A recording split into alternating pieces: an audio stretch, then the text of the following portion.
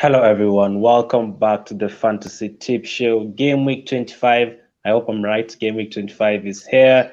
And the game weeks are coming so fast, like I'm literally confused. So back with me again. This must be some kind of record. I think this is like the 30th time we are working together or something. So FPL Graduates, Ben, how are you? Yeah, not too bad. Excited and a bit confused as well as to my team for this week, who to bench and who to start. But yeah, that's what FPL is about, isn't it? Yep. And Josh, how are you? Yeah, not bad, man. Just stressed. So many decisions to make in the next few hours. Yeah, I think you should be or you could be more stressed than us, obviously, because you're playing your wildcard. So today we're going to be taking a look at game week 25, the fixtures. Ben will bring them up later. We'll talk about the two teams that have double game weeks, at Southampton and Wolves, and obviously the captain picks and the gems of the week. If you want to check the review for game week 24, the link is in the description. You can head over to FPL Graduates channel. We did that yesterday, so you can check that over there. So, Josh, since you're the one who has big plans for this week, we'll start with you. What are you planning? Yes, obviously I play my wildcard this week with the intention of bench boosting next week. Yeah. Like obviously the fixtures haven't been announced yet, which is throwing a massive spanner in the plans to I think a lot of people's ideas. But hopefully they'll get released before 6 o'clock today. That'll be ideal. If they don't, I think the probability of the Ben Crellin's fixtures are pretty much set in stone anyway. So we've seen a lot of press conferences today. Managers have spoken about certain fixtures and how much games they have to play. We've seen Guardiola against Everton as well say about it. So hopefully, fingers crossed, we should all be good. And yeah, lots of interesting players that I've got for the next couple of weeks coming in. Are you actually saying that you're hoping the fixtures get released in the next 3 hours? Yeah, that is what I'm praying for, mate. I think you're really hoping at this time.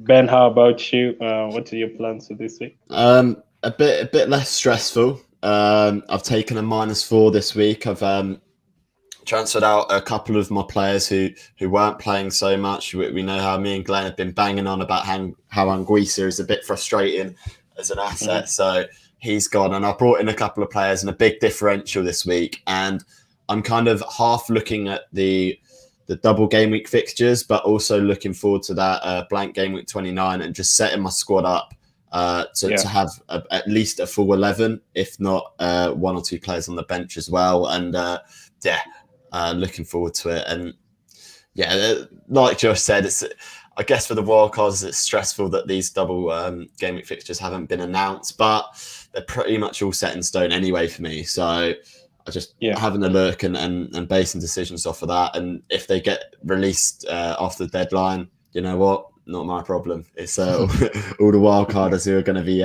stressing over that.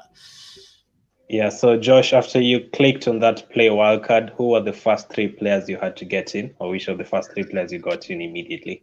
Number one was Harry Kane, without a doubt. Obviously, their fixtures going forward are really good. I wouldn't say they've been playing too well, but looking ahead at their games, it's unbelievable. And I think he's much better option than Son right now, especially when they're facing those lower division teams, or lower in the table teams, should I say. So he was number one. I was looking very heavily at, like, obviously Leeds, like Rafinha.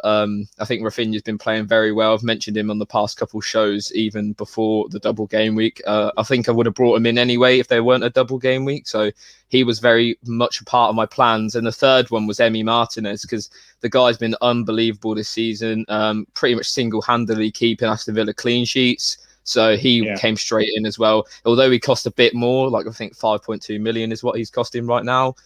More than worth it, in my opinion. Yeah, Ben, if you were Josh right now, which one player would you definitely get in on your wildcard? It's hard to argue past Harry Kane as a must-have right now.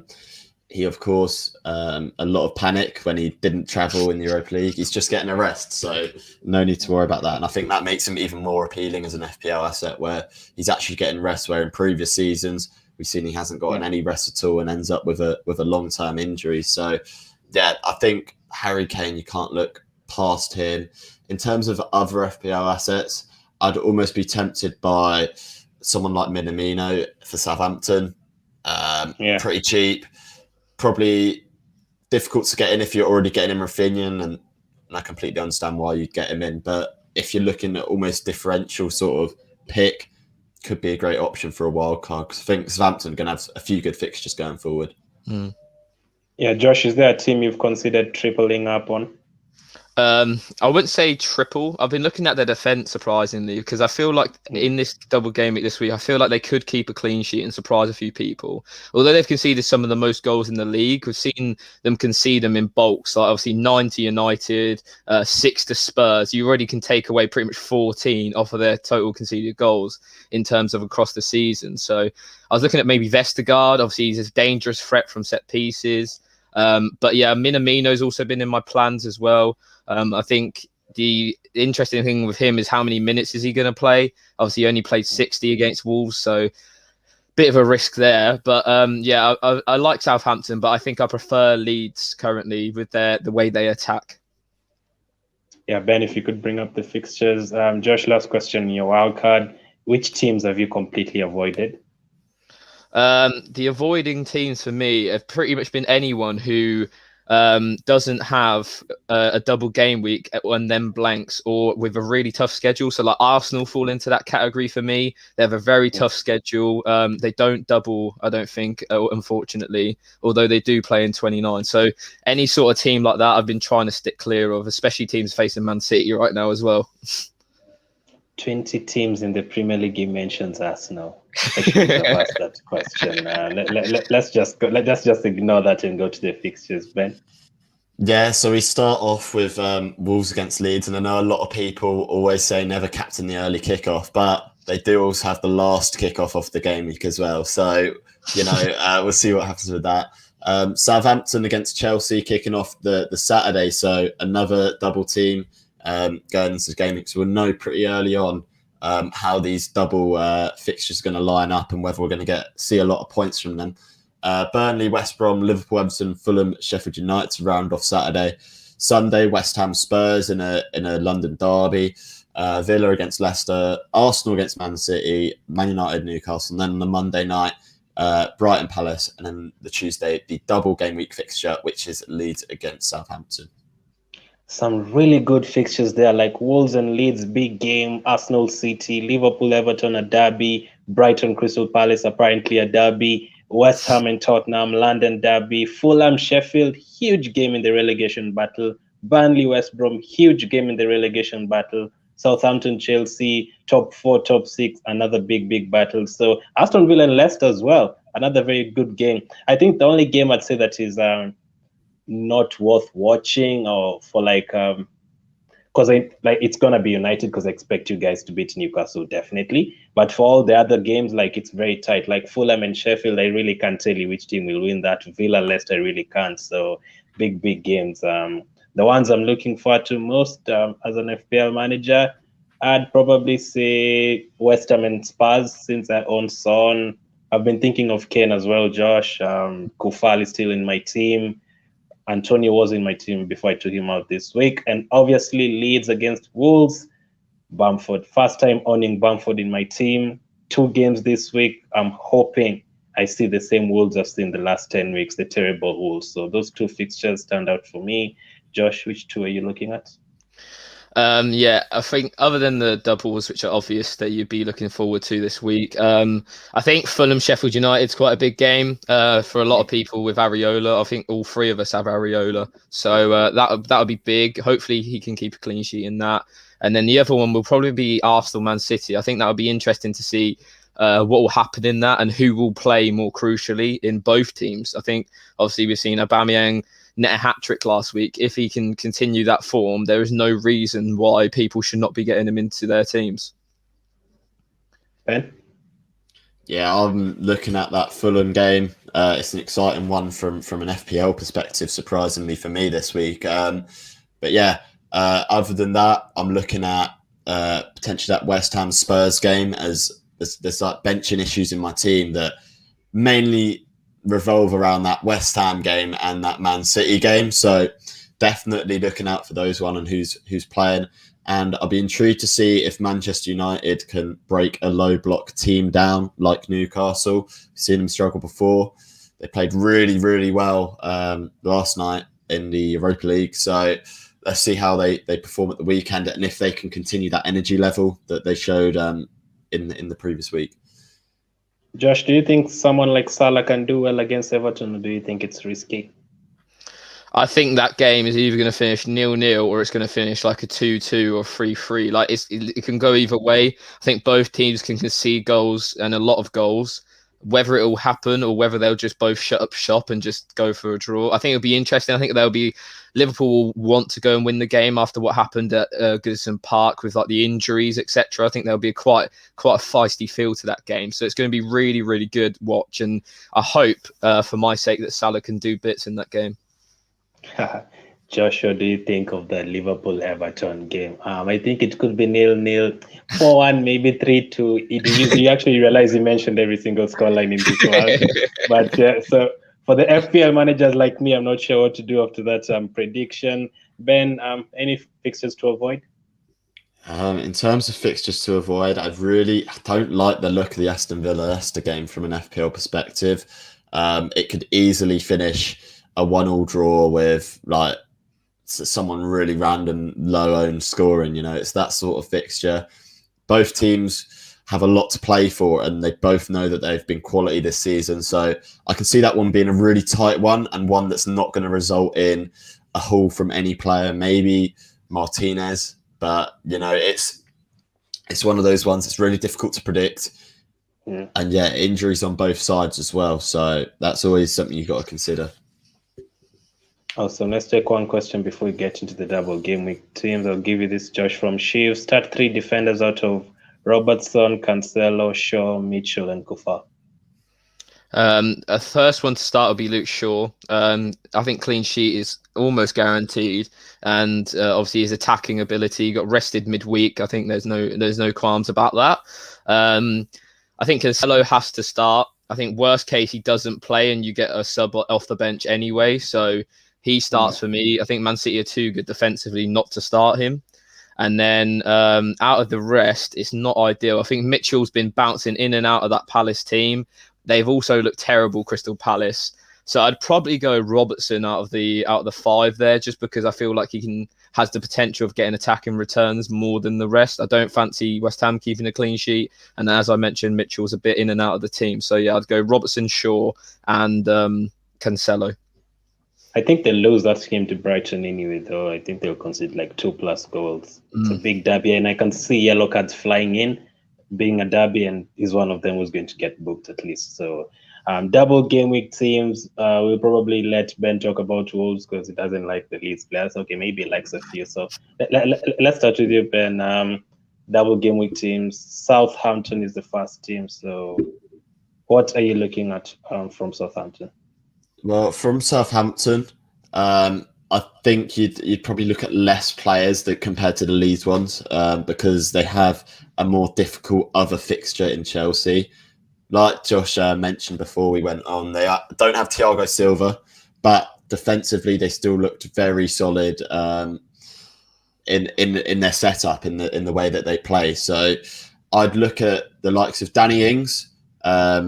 Especially, he can get a goal against anyone. He's prolific, and he almost prefers scoring against the bigger teams sometimes, I feel. He always seems to bag it against the bigger sides. Another player that I'd definitely look at as a differential option is James Ward-Prowse. We know Leeds can't defend from set pieces this season, and James Ward-Prowse is the best set piece taker in the league. So I think he can produce maybe a couple of assists for the likes of Yannick Vestergaard.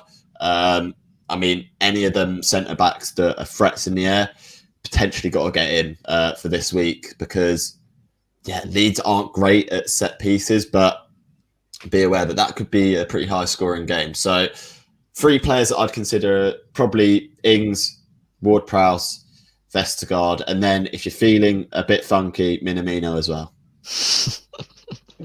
That is the other guy I was trying to remember. That is the other guy you tipped 2 weeks ago. I was trying to remember which other guy you tipped. It was Minamino. Some crazy decisions, man. Yeah, I tipped him and you went, what? Minamino? Yeah. And then he scored. Yeah. So That's why I didn't say anything about. That's why I didn't say anything about Maja the next time you tipped a play. Just kept quiet. Josh, Southampton. Any other players that you didn't mention? Are you going for the same? I think Shea Adams, if he's back fit and available, I think he's like 5.8 million right now. If you're maybe looking at a different option to Danny Ings, you can't really afford Danny Ings. He's probably a good one to go for. Other than that, I think defensively it's a risk getting defenders in for them because obviously they've been very poor recently in defence. But I can understand if you opted for like a Vestergaard, like Ben said, set pieces with Leeds, they should have a field day. Let's start with you with the next team, Leeds United. Which 3 players are you looking at from Leeds? Yeah, so on my wild card, I have 3 in. I think obviously the obvious ones are Patrick Bamford and Rafinha, both been very good going forward for Leeds. I think him and as well as Harrison. I think a lot of people overlooking Harrison. He's played probably just as well as the other 2. He looks very dangerous when you actually watch Leeds. He's also probably along the same lines as Rafinha is one of their most dangerous players. In defence, I think obviously Stuart Dallas, a lot of people have owned this season. I think Ben's got him in as well, so you can touch more on him. And Pascal Struijk at 3.9 million. You literally can't go wrong at that price. And also he's been quite a big threat from set pieces.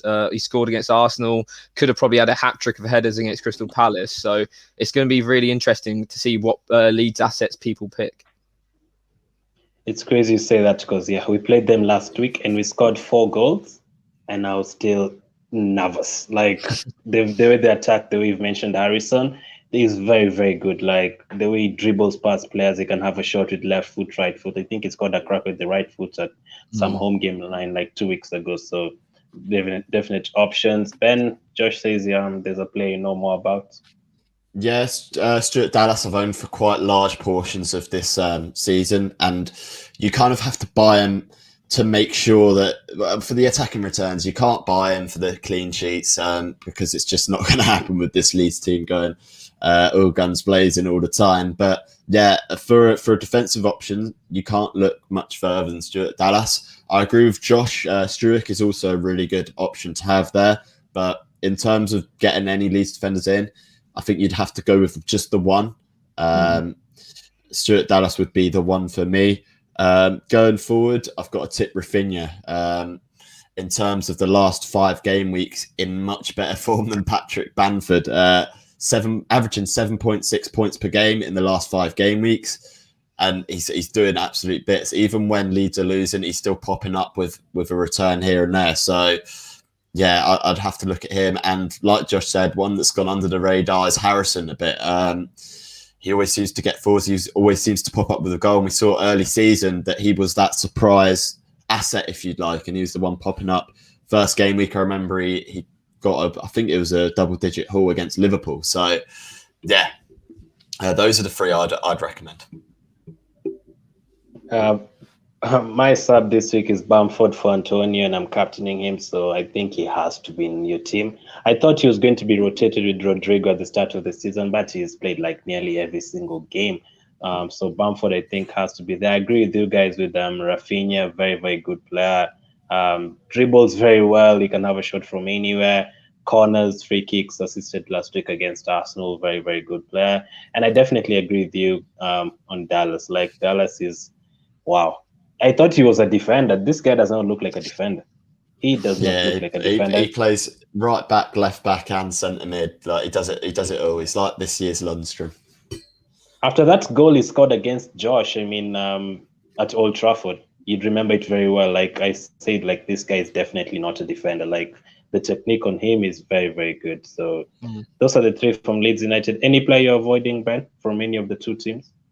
Patrick Bamford. Definite one to avoid for me. Yeah, I should have known that. Josh, any players you're avoiding from the 2 teams? I think probably like Alex McCarthy. I think I can see Southampton conceding in both games. I don't know if he'll rack up too many saves.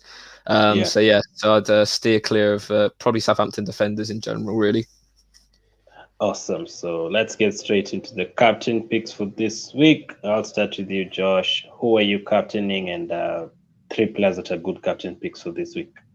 Yeah, so like everyone else on FPL Twitter, other than Ben, I'm captaining Patrick Bamford this week.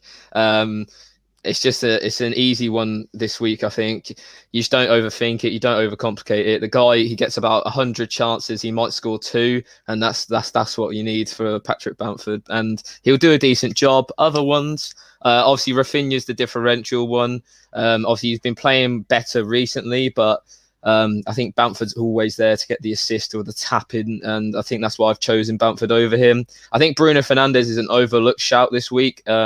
Obviously, he's detrimental to your rank anyway if you don't captain him. So I can see him maybe popping off against Newcastle. Man United played very well against Sociedad, but Sociedad did play into their hands a bit with it. They allowed United to counter-attack. It's going to be different against Newcastle. Don't see as many goals, but I think Bruno, like against West Brom, will come up with the goods. So they're my picks. Ben? Yeah, I mean, I'm going to have fun with this captain this game week, unlike half of FPL Twitter, and I'm going to go for captain Rafinha this week. I mean, I saw the points per game over the last 5 game weeks, and I thought I've got to go for him. You know, if I'm not going to have Bamford in my team for the whole season, it's going to be Rafinha in and Rafinha captain. Almost acts as a sort of cover for Bamford in a sense, and I think he's looked electric last few weeks. Josh has tipped him a lot, and he's come up with the goods since then. So the other options I was looking at and thinking about, I was thinking about Danny Ings, but obviously if he doesn't get a return against Chelsea, it makes it very nervous for me against Leeds. And I was also thinking about Bruno Fernandes, but then I was thinking as well, it's very United to go and win 4-0 away from home against a very good Real Sociedad side and then go and like draw 0-0 to Newcastle, you know? So I don't know. I didn't trust the other 2 options. I think Rafinha's probably the safest one for my rank out of those 3. Yeah, I think this guy is a good option. I don't know what you guys think. Ward-Prowse for me, he plays like 90 minutes every single time, captain of the team, set pieces, the best free kick taker in my opinion in England right now. Corners, Vestergaard is now back, so very, very good option for me, and probably try and captain him if I had him. But for the more realistic ones, I'd agree with Josh in terms of Bruno.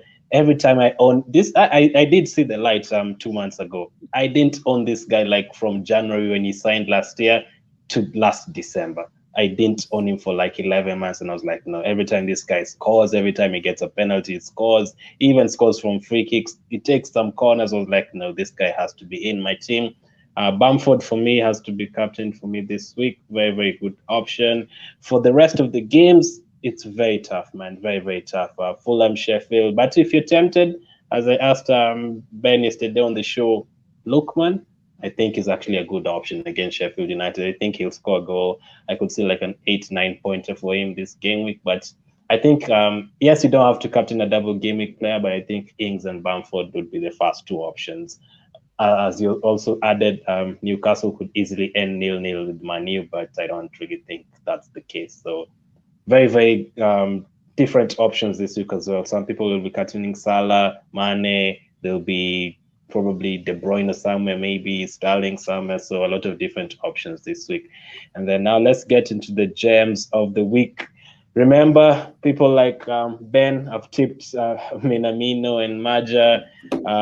I'm pretty sure I've tipped Kelechi and Nacho before he scored a goal. I'm pretty sure Josh has tipped Giroud when he scored a goal, I think, sometime last year. So we've been there. We've been there. Let's see which kind of options are going to be mentioned this week. So, Josh. Yeah, I'm going to go for a bit of a boring one. It's not going to be a Josh Madger like last week from Ben. But it's going to be one that's probably pick you up points in the next few weeks. So Matty Cash has been ruled out injured for the next 3 to 4 weeks. With that, El Mohammadi is their second choice right back. Obviously, Aston Villa have some good fixtures coming up. They don't blank in 29, hopefully, if the fixtures do eventually get announced. He's 4.3 million. 0.3%, and to get into that Aston Villa defence for that cheap, they're the joint second best defence in the league right now, probably largely down to Emi Martinez, but it's a cheap way in, and I think he'll get you some decent returns in the next few weeks. El Mohamed, I can actually confirm that is one of the worst picks. So if it actually works out, that would be amazing if he actually gets a clean sheet or an assist or something. Ben, Let's see what you have under your sleeves this week. Well, you've just absolutely jinxed Mohammedi getting a 15-pointer this week. So get him in now, lads. But I'm going for the star boy, Josh Maja, still 0.5% owned. I'm backing it up this week. I've transferred him into my FPL team. 5.5 million for a striker. He's playing against Sheffield United at home. I mean, he's looked good in his past couple of game weeks, so can't look past him. It's a punt. He's 0.8% owned actually now. He's gone up 0.3% since I last checked. So people getting him in. And I like the look of him going forwards. And with that blank game week 29 in mind as well, I can see him as a great option, even if he's going to come off my bench once or twice. But for this week, we'll go Josh Maja again. What do you think of Maja, Josh? I think he's literally what Fulham needed. They needed a tap-in scorer like we saw it against Everton. Like, he'll pick up a few goals. Whether he'll pick up consistent returns, it's yet to be seen. It's hard to tell, really. He hasn't really played too much minutes, but I think it's a low-risk, high-reward scenario with his price range.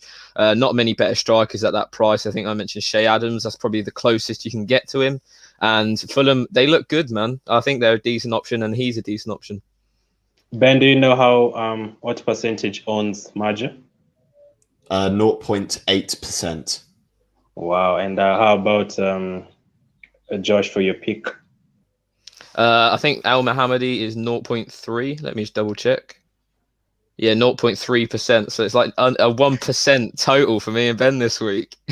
That's huge differential from us. That's crazy. I thought I was going to have the list, and you have someone for 1%, and then you're not even the list. So I'm gonna go. I'm gonna go for Ashley Barnes. I actually fancied him to score against Fulham, but I wouldn't have transferred in Ashley Barnes. So this week against West Brom at home, Ashley Barnes, Wood is out injured, so he's definitely guaranteed to start.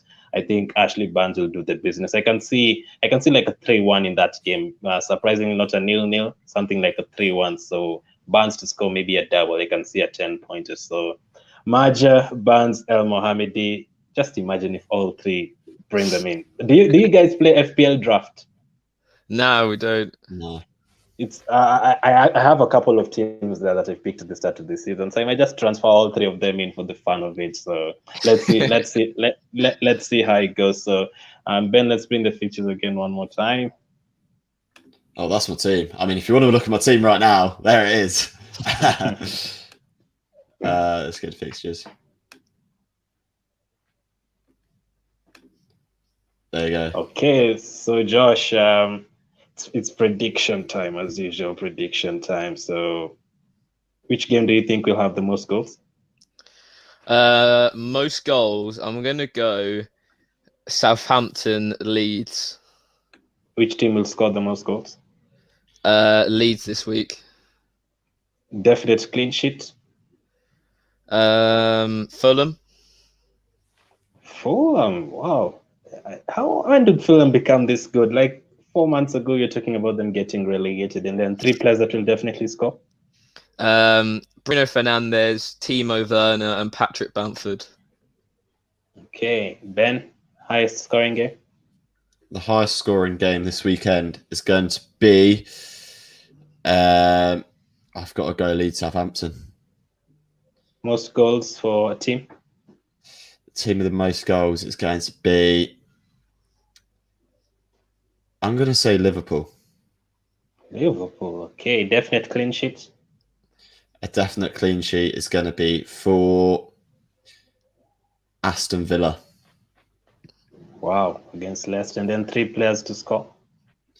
I'm going to have Rafinha. Got to back him.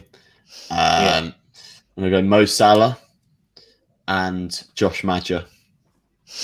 Mo Salah. You're really liking this Josh Maja guy. He's gonna do the business. Now I have to watch Fulham just to see how he plays. By any, I was going to watch it because of Ariola. You guys have a show at what time? 6 o'clock today, FPL Fridays. If you're free around then, defo come along. It's going to go into the deadline, so you're probably going to see me pull my hair out live on stream. Yeah, so last question. Mesley over Martinez, Ben? I'm gonna see. This is a tough one, and I can tell you've probably had a couple of thoughts about that. I'm gonna go out there and say I think Martinez has got a better chance of getting a clean sheet over the one game than Melia has over the 2 games. But that's a similar situation that I've got. Do I start McCarthy or Areola? And I've got to make that decision in the next 3 hours. So yeah. I feel bad for you. My decision's already made long time ago. Last question for you, Josh. If there's one player who's going to score something like a 15-pointer this week, who are you going to tip? Mo Salah. Mo Salah. Very safe option, huh? Very safe option. At least none of you disrespected Arsenal that much on this show. I appreciate that because there are a couple of Arsenal fans. I can see a J90, Military Gunner, RK Sweet in the chat, Ray, all of them Arsenal fans. So I also saw Josh did something with Dre over on his channel for United. That was brilliant. So yeah, I'll try and tune into your show. Make sure you head over to their show. The link to the review where I was is in the description. Make sure you check that out. Always fun working with you guys. So game week 25, let's see how it goes for all of us. I kept it at 30 minutes today. Great. At least when you keep the fixtures at 11 fixtures, it's easier for everyone. So thank you for watching. Keep staying safe, and I'll catch up with you guys late.